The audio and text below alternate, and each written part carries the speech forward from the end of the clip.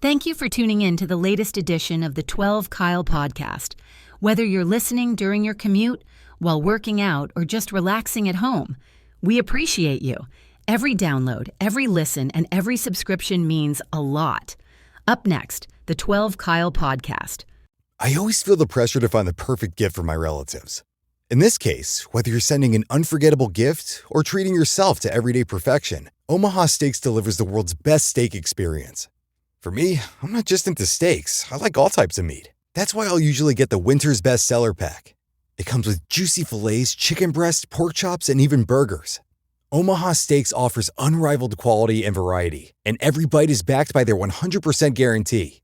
A family-owned company with over 100 years of experience in the meat industry.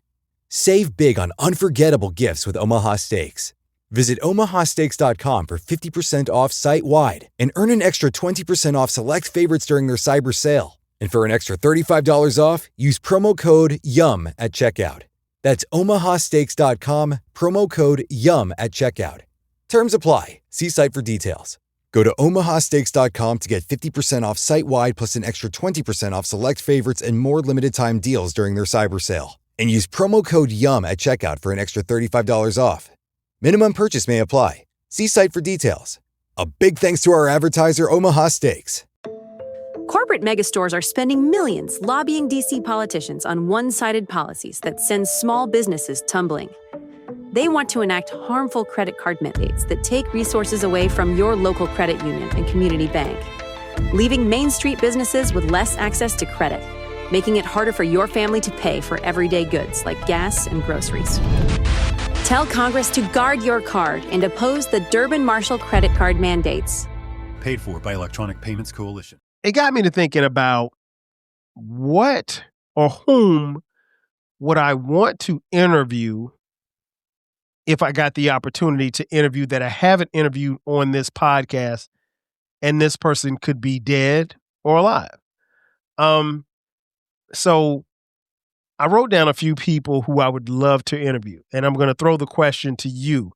If given the opportunity, if you could interview anybody from history, past or present, dead or alive, who would you interview? Here's mine. Ladies and gentlemen, thank you for listening. Thank you for downloading. And thank you for subscribing to the latest edition of the 12 Kyle podcast. I am your boy, 12 Kyle. I want to thank you all for tuning in as you do each and every week. Shout out to those of you who are watching on YouTube as well as Spotify. Man, check this out. Okay. I was scrolling the internet the other day and I came across someone who was interviewing a quote unquote superstar. And while the clip was very popular, and I'm not going to tell you who it was because it's irrelevant at this point, but the clip of the person interviewing this superstar, it was intriguing, but it wasn't something that I was going to sit and watch because it was probably a 7-minute clip. And I have this thing where I only watch clips that are like no longer than a minute or two. Just because if I can't get into it after a minute or two, then it's not worth me watching. Nonetheless, the little bit of the interview that I saw, it quickly struck me that the celebrity that was being interviewed was incredibly boring. And the interviewer was doing everything they could to kind of engage and pull along the interviewee, and it really wasn't working. And I think a lot of times we see this on social media, but we still tap in or we still listen because there's going to be a funny clip or there's going to be a clip where they say something outlandish that'll make all the headlines. I'm not into that. I'll be honest. I'm really into watching interviews or documentaries for that matter, where I'm going to learn something about the subject person that's being interviewed. Obviously, it helps if the interviewer has done their homework. But a lot of times it looks and feels like the interviewer is doing everything they can to get to the next question, and they're not asking, I don't want to say the right questions, but they're missing bits and pieces of the conversation because they're being trained, or they've been trained to move on to the next one without piggybacking on whatever they have just asked. Just full disclosure, you guys, if you follow this podcast, you've heard me interview people. You've heard me interview my friends. I don't genuinely come into those conversations with anything written down to talk about. I mean, like, I have bullet points in my head, but every question, subsequently after the first question is based off of what's being said. So I can find different ways and different pockets to settle into a conversation. And had I not just told you that I don't have questions going into the interview, you would have never known. That being said, it got me to thinking about what or whom would I want to interview if I got the opportunity to interview that I haven't interviewed on this podcast, and this person could be dead or alive. So I wrote down a few people who I would love to interview, and I'm going to throw the question to you. If given the opportunity, if you could interview anybody from history, past or present, dead or alive, who would you interview? Here's mine.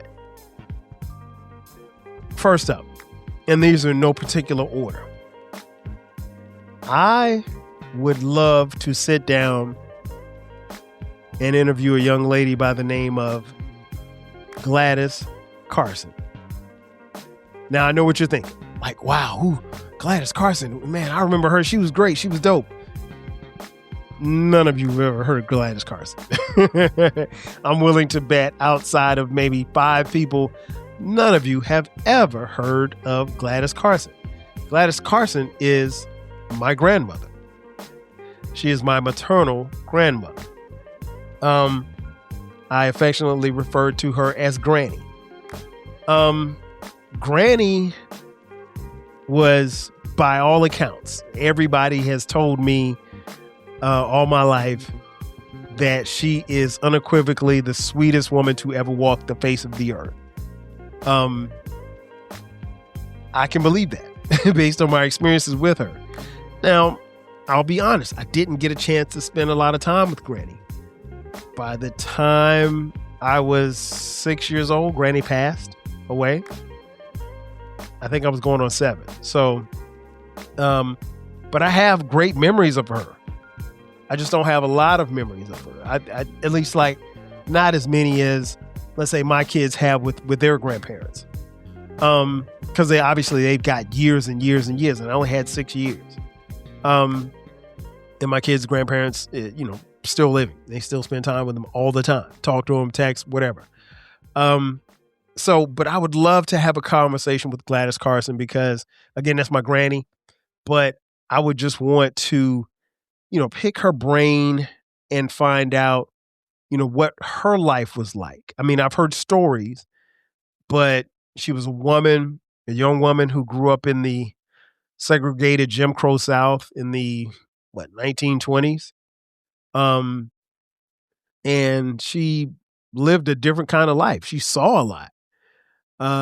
And she went through a lot. I can imagine as a woman, there was a point in time where she couldn't go anywhere, where she could only go certain places because Black people weren't allowed to go certain places. There was a part of her life where she couldn't vote. So all of those things I would love to pick her brain about. She and my grandfather had 6 kids, and I would like to know what was the married life hidden for, like, in 1955.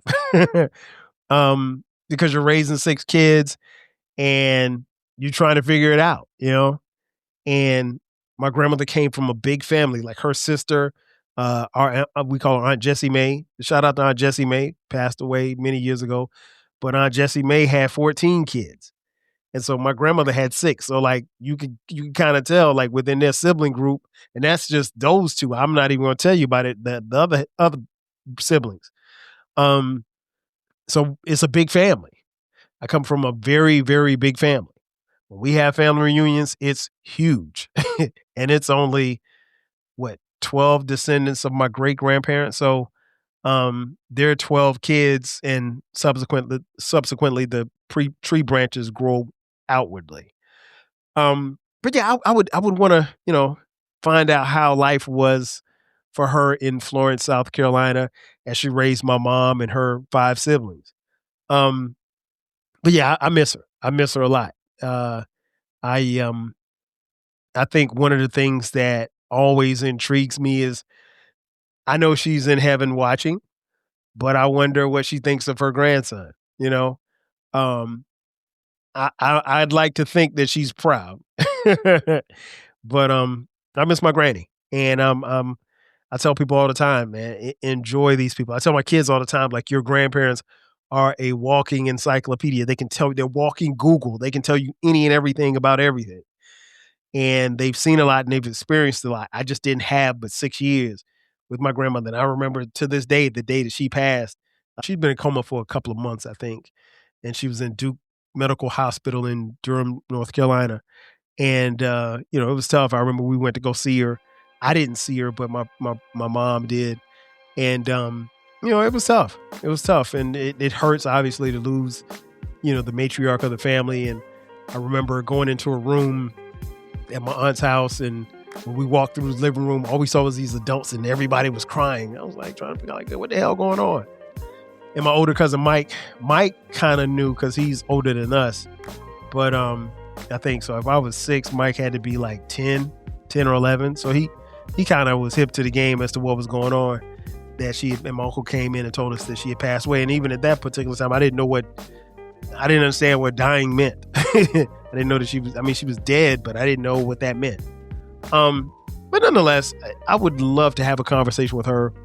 If I could talk to her, I'd ask her what she thought about me and what I've become as a young man. And am I carrying on the family tradition?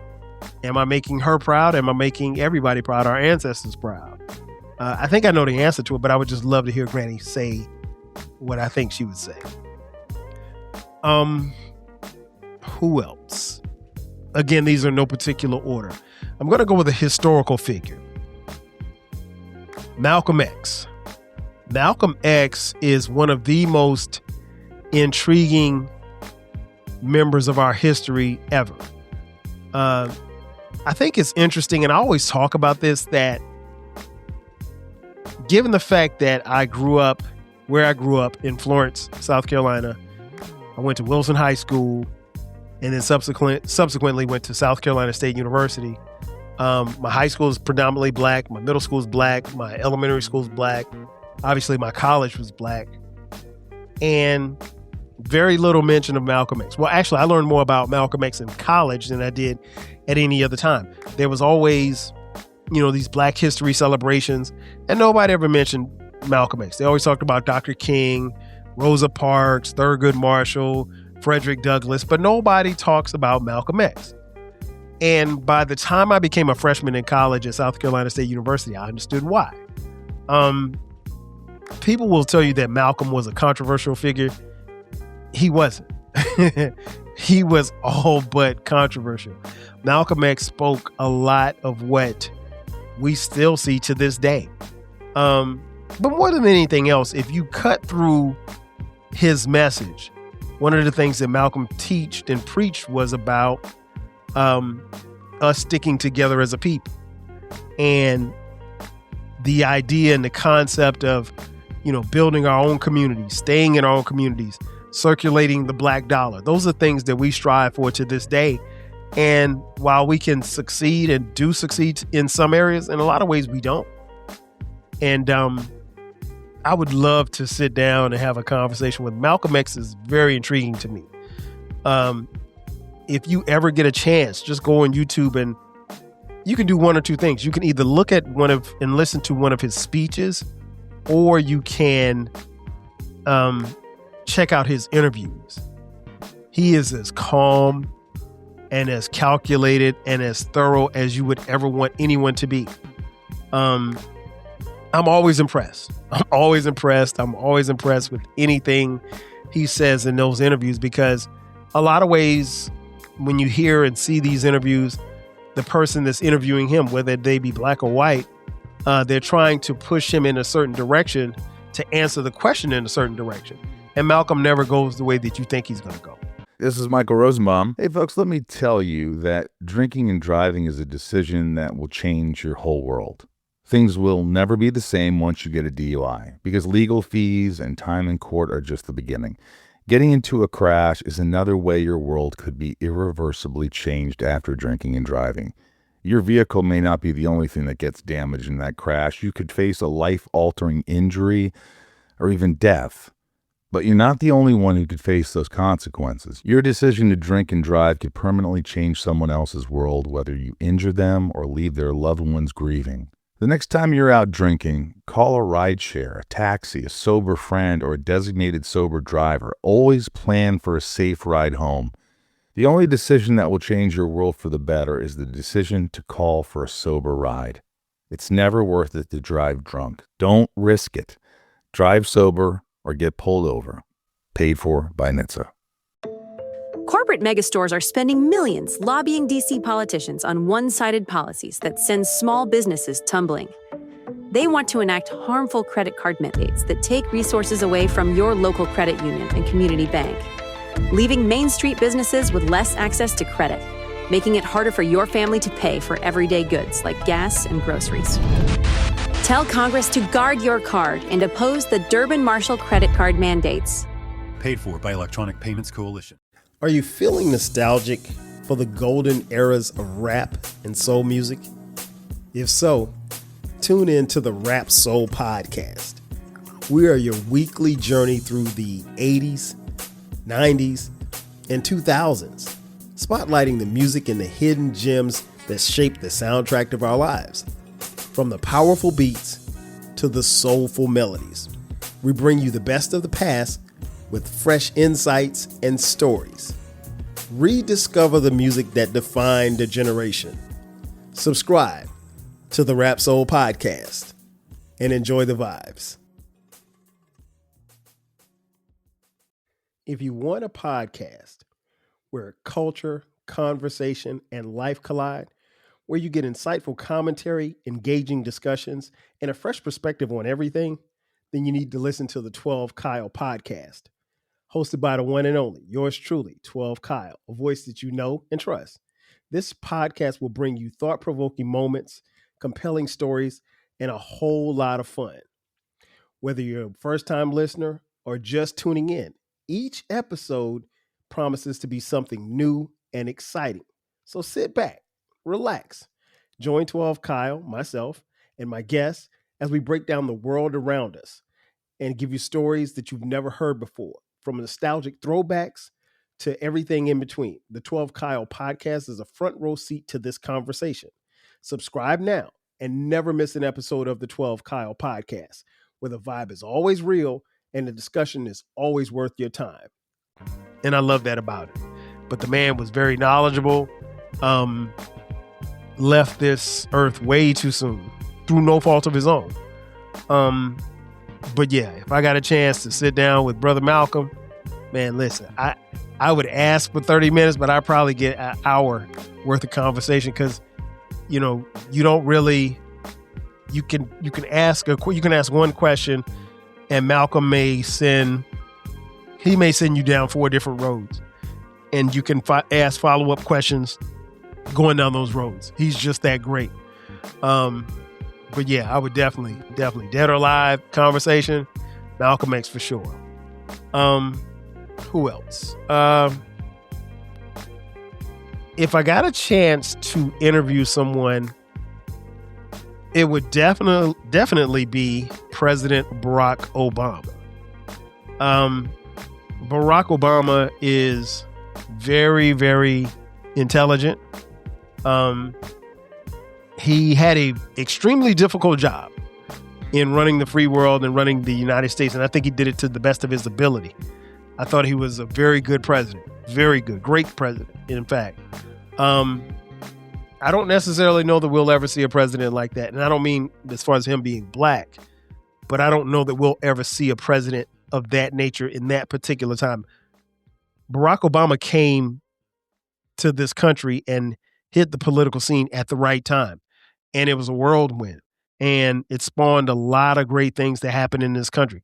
A lot of great things that happened to me personally that I've touched on several episodes. I'm not going to get into on this particular episode, but yeah, President Obama was the one.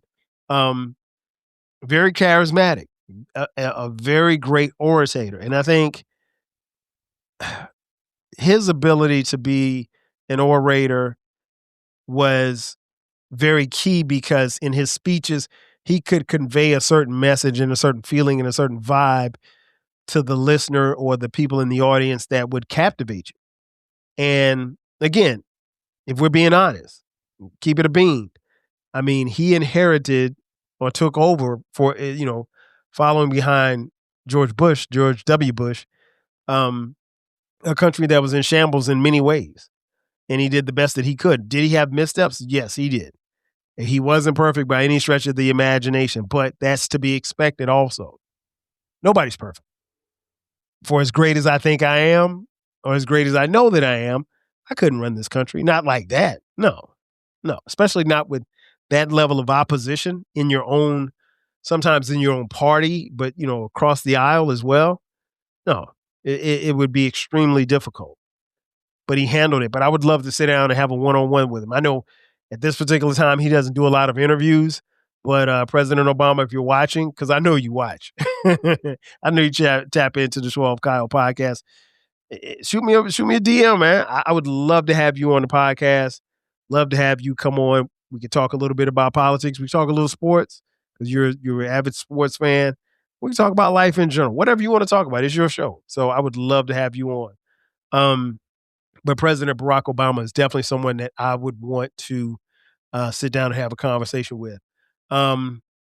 Let's take it to music. This should come as no surprise to you, but my favorite artist in any genre of music is Prince Rogers Nelson. And I would absolutely love to have a conversation with Prince Rogers Nelson. Prince, for the most part, particularly when he was in his prime, he didn't do a lot of interviews, relatively speaking. And to be honest, we lived in an era where you really couldn't get close to people like that. So, the idea of sitting down and having a conversation in front of a microphone and a camera with someone like Prince or Michael Jackson was simply unheard of. It just didn't happen a lot. No matter who you were, even if they were promoting an album, yeah, you might get Prince to come play at, the Tonight Show, but getting him to sit down and talk, not as much. Arsenio could do it. Shout out to Arsenio.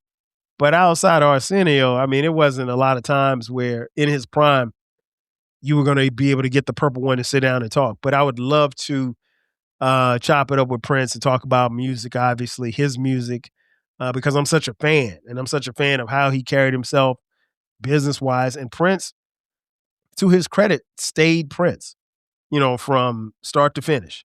And he was unapologetically Prince, and he was going to do it his way. And I think as a musician and as a businessman and as an artist, you got to respect that because he wasn't going to conform and he wasn't going to let anybody make him make the art that they wanted him to make. He was going to make the music that he wanted to make. And I think that's very apropos for where we are because just from an artistic perspective, you want to be able to produce and make the kind of music that you want to do. Now, you're going to have people at the label saying, hey, you should make this song or it should look this way or sound this way. Prince wasn't having that. He was always going to be about himself and giving people what it was that he thought he should be delivering. And say what you want. I think he did every time out. Now, whether or not you liked it or not, that was something different.